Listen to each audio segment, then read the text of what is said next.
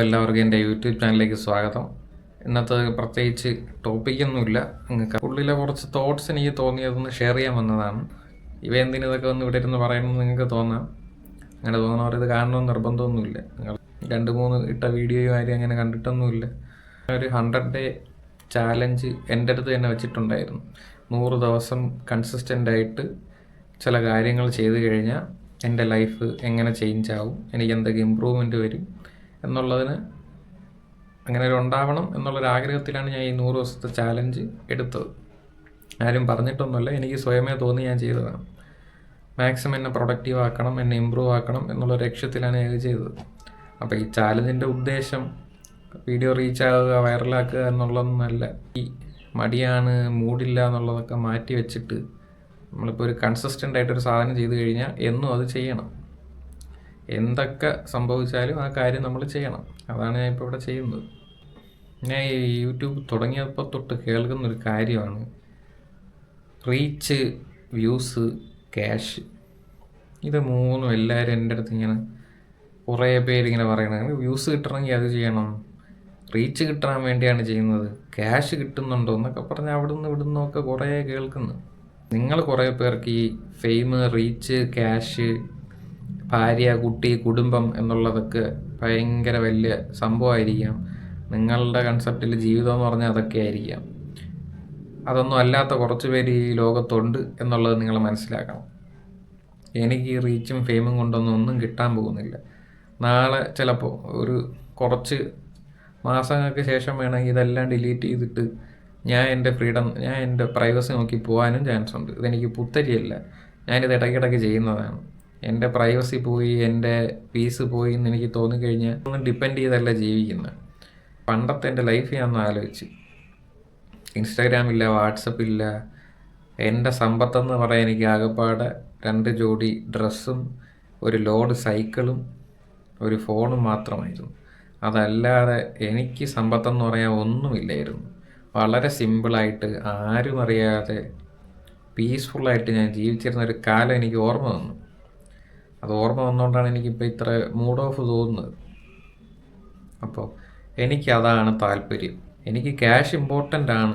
അതിൻ്റെ പുറകെ ഇപ്പം ഞാൻ പോകുന്നതിൻ്റെ റീസൺ എനിക്ക് ഈ ആൾക്കാരെയൊക്കെ അവോയ്ഡ് ചെയ്യണം. എനിക്ക് സിക്ക് സൊസൈറ്റിയിൽ ജീവിച്ച് മടുത്ത്.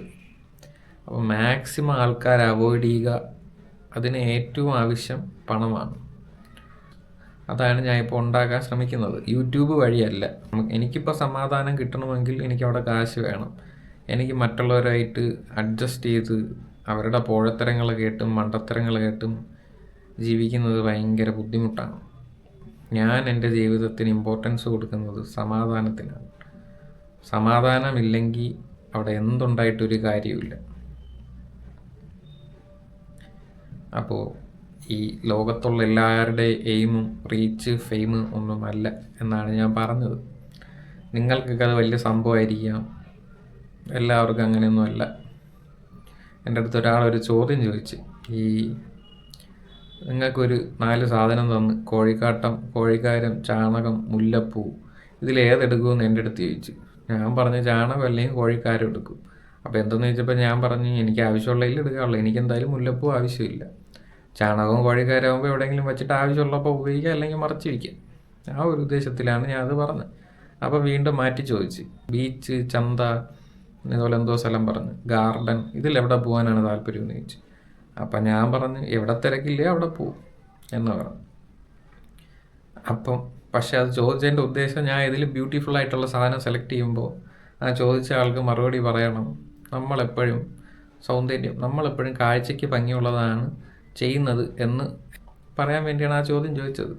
പക്ഷെ ഞാൻ ചൂസ് ചെയ്തത് നേരെ ഡിഫറെൻ്റാണ്. അതിനർത്ഥം എല്ലാവരുടെയും തോട്ട് പ്രോസസ്സ് സെയിം അല്ല. പലർക്കും പലതരത്തിലുള്ള തോട്ട് പ്രോസസ്സാണ്. ഞാൻ പണ്ട് സൈക്കിൾ കിട്ടുന്ന സമയത്തൊക്കെ ചാലയിൽ, ചന്തയിൽ രാവിലെ പോയി ഏതെങ്കിലും കടത്തിണ്ണയിൽ കുറേ നേരം ഇരിക്കും. അത് ഭയങ്കര സമാധാനമാണ്. അതേപോലെ പല സിറ്റികളിലും ഈ കടത്തിണ്ണയിൽ ഞാൻ പോയി ഇരിക്കാറുണ്ട്. സ്ഥലത്ത് പോയാലും അവിടുത്തെ വ്യൂവെക്കാളും അറ്റ്മോസ്ഫിയറിനാണ് വാല്യൂ കൊടുക്കുന്നത്.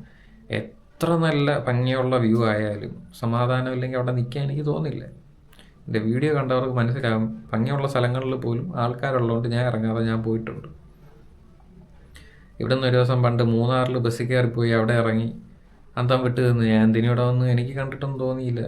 അവിടെ ഇറങ്ങി രാവിലെ ഒരു ചായയും കുടിച്ച് കാപ്പിയും കുടിച്ച് അടുത്ത ബസ്സിൽ കയറി വീട്ടിൽ വന്നു.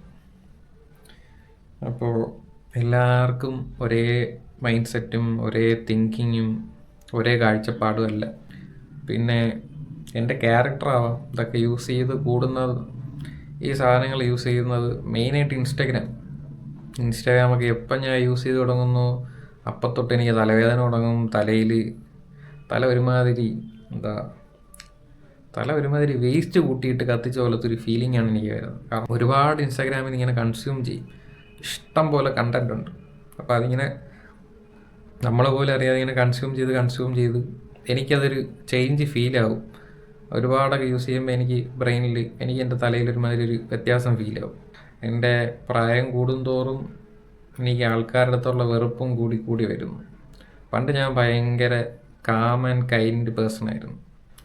എല്ലാവരും നോക്കിയും ചിരിക്കും, ആര് തെറി പറഞ്ഞാലും ചിരിക്കും. അങ്ങനെയുള്ള സൊസൈറ്റി ഇപ്പം ഞാനെന്നുള്ള വ്യക്തിയെ ഒരു ഹാർട്ട്ലെസ് പേഴ്സണാക്കി മാറ്റി. I have 0 emotions for human being. ഇപ്പോൾ പട്ടിക്കും പൂച്ചയ്ക്കും സംസാരിക്കാൻ പറ്റുമായിരുന്നെങ്കിൽ ഞാൻ ഈ മനുഷ്യന്മാരുടെ അടുത്തൊന്നും സംസാരിക്കില്ലായിരുന്നു. എനിക്ക് അത്രയ്ക്ക് വെറുപ്പാണ്. മനുഷ്യരായിട്ട് കാണാൻ പറ്റാത്ത വിഷജന്തുക്കൾ എന്ന് വേണമെങ്കിൽ പറയാം. ഈ കാട്ടിലുള്ള പുലിയെയും പാമ്പിനെയൊക്കെ പിന്നെയും നമുക്ക് സഹിക്കാം. അതൊക്കെ കാണുമ്പോൾ നമുക്കറിയാം അതെന്ത് ചെയ്യുമെന്ന്. പക്ഷേ ഇവിടെ നാട്ടിൽ കിടക്കണ മനുഷ്യജീവികളെ ഡേ ബൈ ഡേ ഞാൻ വെറുത്തുകൊണ്ടേയിരിക്കുന്നു. സിക്ക് സൊസൈറ്റി, അതാണ് എനിക്ക് പറയാനുള്ളത്. ഞാൻ പണ്ടൊക്കെ വിചാരിച്ചിരുന്നു കുറച്ച് വലുതാവുമ്പം നാട് വിട്ടു പോകണം, വല്ല നെതർലാൻഡ്സിലോ ഫിൻലാൻഡിലോ നെതർലാൻഡ്സിലോ ഒക്കെ പോയി ഈ മതവും ജാതിയൊന്നും ഇല്ലാതെ സമാധാനമായിട്ട് ജീവിക്കണമെന്നൊക്കെ വിചാരിച്ച്. പക്ഷേ ഇന്ത്യയിൽ കിടക്കുന്ന വിഷജന്തുക്കളെല്ലാം ഇഴഞ്ഞ് പറന്നുമൊക്കെ മറ്റുള്ള രാജ്യത്ത് പോയി അവിടെ നശിപ്പിച്ചു തുടങ്ങി. ഒരിടത്തും പോകാൻ പറ്റാത്ത അവസ്ഥയായി. അങ്ങനെ ഇവരൊക്കെ കാരണമാണ് അങ്ങനെ കൈൻഡായിരുന്ന ഞാൻ ഹാർട്ട്ലെസ് ആയിട്ട് ഇപ്പം ഞാൻ ഓരോ ദിവസം കൂടുന്തോറും എൻ്റെ ക്യാരക്ടർ മാറിക്കൊണ്ടേയിരിക്കുകയാണ്. ആൾക്കാരുടെ അടുത്തുള്ള എൻ്റെ സിമ്പതി കുറഞ്ഞുകൊണ്ടിരിക്കുകയാണ്. ആൾക്കാരുടെ അടുത്തുള്ള എൻ്റെ പ്രതീക്ഷ കുറഞ്ഞുകൊണ്ടിരിക്കുകയാണ്. ഞാൻ കൂടുതൽ മെൻ്റലി പക്ഷേ ഞാൻ കൂടുതൽ സ്ട്രോങ് ആയിക്കൊണ്ടിരിക്കുകയാണ്. ഇവരെയൊക്കെ റിജക്റ്റ് ചെയ്യാൻ പറഞ്ഞതിന് റീസൺ ഉണ്ട്. അത് എനിക്ക് എന്തെങ്കിലും ഇട്ടിരിക്കുമ്പോൾ ഞാൻ അതിനെക്കുറിച്ച് വന്ന് ഡീറ്റെയിൽഡായിട്ട് ഒരു ടോപ്പിക്ക് എനിക്ക് സംസാരിക്കാനുണ്ട്. അങ്ങനെ ഈ വീഡിയോ ഇത്രയും കണ്ടവരുണ്ടെങ്കിൽ എനിക്ക് പറയാനുള്ളത്, എന്തെങ്കിലുമൊക്കെ ആഗ്രഹം ഉണ്ടെങ്കിൽ കൺസിസ്റ്റൻ്റായിട്ട് വർക്ക് ചെയ്യുക. മൂഡ് ടയേർഡായാലും അല്ലെങ്കിലും എന്ത് വന്നാലും നിങ്ങൾക്കൊരു ലക്ഷ്യമുണ്ടെങ്കിൽ ഡെയിലി അതിനു വേണ്ടി കൺസിസ്റ്റൻ്റായിട്ട് നിങ്ങൾ അതിനു വേണ്ടി വർക്ക് ചെയ്യണം. എങ്കിൽ നിങ്ങൾക്ക് എന്തെങ്കിലുമൊക്കെ മാറ്റം ഉണ്ടാവും. ഒന്നും കിട്ടാതെ പോയില്ല, നിങ്ങൾക്ക് എന്തെങ്കിലുമൊക്കെ ഒരു മെച്ചം ഉണ്ടാവും. ഇന്നത്തെ വീഡിയോയിൽ എനിക്ക് വേറെ ഒന്നും നിങ്ങളടുത്ത് പറയാനില്ല. ഇതുവരെ സ്കിപ്പ് ചെയ്യാതെ വീഡിയോ കണ്ടവരുടെ അടുത്ത് ഒരു താങ്ക് യു പറയാനുണ്ട്. ഇത്രയും ബോറിംഗ് ആയിട്ട് ഒരാൾ വന്നിട്ട് സംസാരിച്ചിട്ട് നിങ്ങൾ ഇത്രയും കേട്ടെങ്കിൽ നിങ്ങൾ കണ്ടന്റിനൊരു വാല്യൂ കൊടുക്കുന്നുണ്ട്. അതുകൊണ്ടാണ് ഒരു താങ്ക് യു പറഞ്ഞത്. അപ്പോൾ നാളത്തേതിനെ കുറിച്ച് എനിക്കൊന്നും അറിയില്ല. എനിക്ക് കുറേ ടോപ്പിക്ക് ഇങ്ങനെ സംസാരിക്കണമെന്നുണ്ട്. എൻ്റെ എനർജി അനുസരിച്ച് ഞാൻ ആ ടോപ്പിക്കിനെ കുറിച്ച് സംസാരിക്കും. അപ്പോൾ ഓക്കെ, ടാറ്റ ബൈ.